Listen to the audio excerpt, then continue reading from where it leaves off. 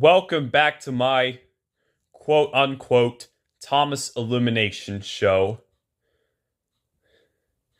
I could see now at the time I'm making this video that some select episodes had been skyrocketing views. I don't seem to come up with a marketing strategy these days of seducing a viewer for quality, peace, and tranquility. Anyway, if you hadn't seen the last episode, we basically faced an imposter, that's all. So, let's go ahead and make this one short, because Dodge is the only member of Team Diesels, and he's eliminated. Oh, are there any more Diesels inside in the Tiny Loser Chamber? Yes, there is, Dodge. You get to reunite with Splatter. And the only Diesel left in the Elimination show is Dodge just left. He probably wants to reunite with his so-called incompetent brother or whatever. Dodge's departure leaves a huge hole in the Elimination show. Now that drops us down to only 24 remaining contestants. And they're in the groups this time around. James and Toby, as seen in Time for Trouble. Thomas and Gordon, as seen in Down the Mine. The pilot was good. I watched it. It was greater than I expected. Percy and Henry, as seen in Calling All Engines. Duck and Edward, as seen in Gordon the Famous Visitor. Mavis and Emily, as seen in A Blooming Mess, arguably one of Emily's weakest episodes. Rosie and Molly, as seen in The Great Discovery, well, at least the ending of the film. Oliver and Douglas, as seen in Escape. Donald and Ben, they never interacted with each other, but the closest we have gotten to seeing that was in a Mystery of the Hedgehog video called An Adventures of Sodor episode, Grow Up and Swap Around. Stepney's just by himself. Birdie and Dono never interacted with each other. Birdie should have been in the TNF series to begin with. Falcon and Duke, as seen in Bulldog. Stuart's just by himself. And Arthur's just by himself as well. So what we need to do is to come up with an exciting challenge. Let's do a sort of stylized quiz episode. Are you sure about that, Henry? Yeah, let's do something groundbreaking that we've never done before. Make an episode. Okay, if each team wants to participate, we'll divide the team members into groups. So, yeah, let's go. All right, Edward and Henry are next up. So they're in the game. We want to win points. Yeah. Doogie out here does have enough points to begin with. Okay, so Donald and Douglas are in. Okay, now I guess Peter, Sam, and Sir Handel, Stuart, and Falcon, despite not being points leaders, gets to be in the game. Now I guess Birdie and Dono are there. Maybe Rosie and Molly could join in. And Arthur stays here.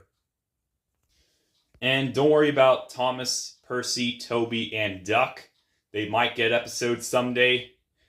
And if you saw my collection video at the time, though, these are some unfinished comics that I'm yet to do here.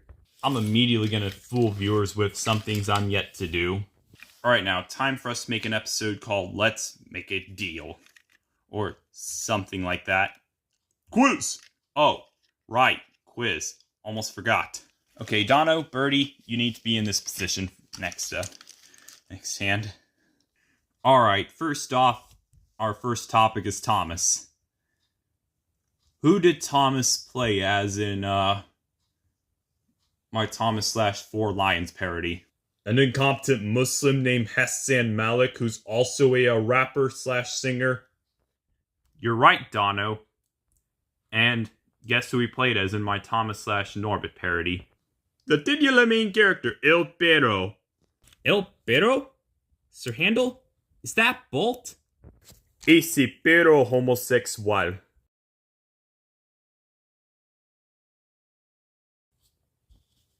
Guess who Arthur loves to pull? More like a guess what? Are you not reading the script properly? That's the pizza topping we hate. If you're sure about this, Rosie. Pineapple and sardines. Maybe they won't go together, right? So, Rosie, what's your least favorite pizza topping? Definitely pineapple. Okay, so why do you say sardines are bad as a pizza topping? Well, it's my second least favorite pizza topping, so... Okay, Rosie, which pizza do you prefer? Would you rather order a pineapple pizza or a sardine pizza? I'm guessing I would rather order a pineapple than a sardine. Okay, then. Suit yourself, Rosie. What was Oliver's more specific trait? Well, at least for my rebooted Thomas series. He's a level-headed little engine. You're right, Henry. He is. The most tragic character in the Thomas franchise? You're right, Douglas. Okay, so, long story short. Oliver, Stepney, Old Slow Coach, and Trevor are the most tragic characters in the Thomas franchise. But Maggie is the most tragic character in the SMG4 franchise. From about the anime arc all the way to the race of all time. And everything else like that. It's such a shame how in one episode Mario is fine. The writers kinda handled Sunset Paradise's existence poorly. But for my rebooted Thomas series, this is not on my watch. Who's, Shoot, I forgot the script again. Tom Tipper's what was left behind Percy's mail van. A bike. Definitely a bike. You know something? About Queen's classic hit bicycle race? Penny told me all about a homosexual dog named Lloyd, a funny way to spell bacteria by translating bicycle in the Spanish mode, and a real-life form of, Luigi, a tire shop owner.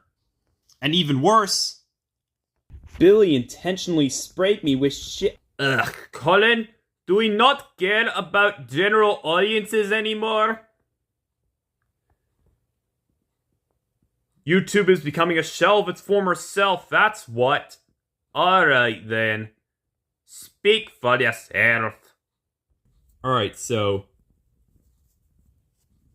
if Bachman can't release a certain character, Duke is being released by what company?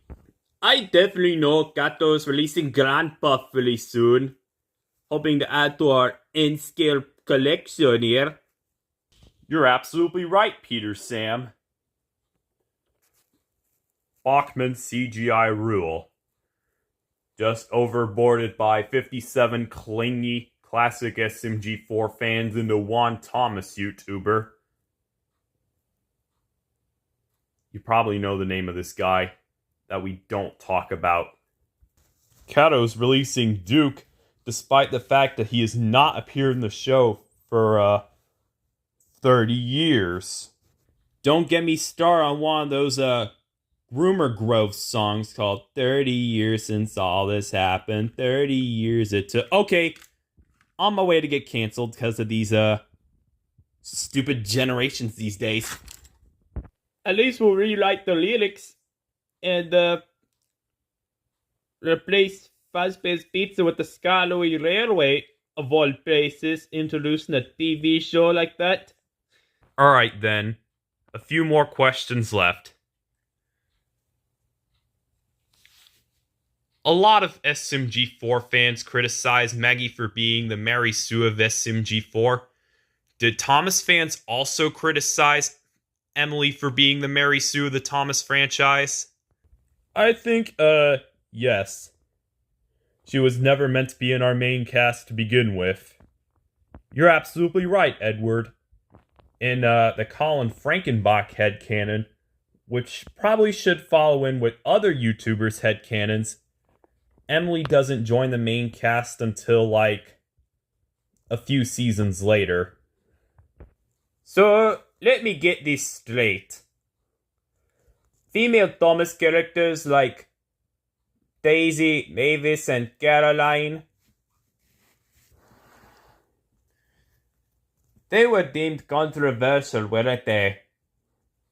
Mostly Daisy, yes. Rick Segelkow did not like her design. So I get it now. Emily must be the Mary Sue of the Thomas franchise now. Twice the bossiness and everything else like that. Okay, you twins are partially correct. Next question. If SMG4 fans criticize Maggie for being a insecure and sensitive woman, did Thomas fans also criticize Molly for being insecure and sensitive? That's supposed to be someone's trait, but no, probably not.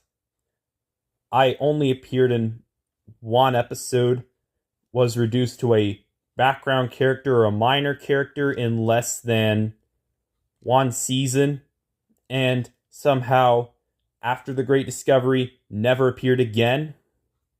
You're right, Molly. Fans need to make up their minds. Alright then, we're close to a few questions left. If Maggie was a James repaint, could that mean I could possibly rewrite Maggie for wanting to do something based on her athletic limits and rewriting James still as a boastful engine? Hopefully some YouTuber asking to be your servant doesn't want to fuck up your plans a bit. You're right, Edward. I don't need stupid servants I don't need someone to tell me what to do. I mean, I need a fair point here. I don't want to be someone's servant on a YouTube channel. This is my YouTube channel. I do whatever the hell I want. And James's pettiest trait will be in my rewritten Thomas series. Oh, and I forgot to mention that James will be featured in my Western Spaghetti rewrite. Fans liked the movie. Some fans hated it.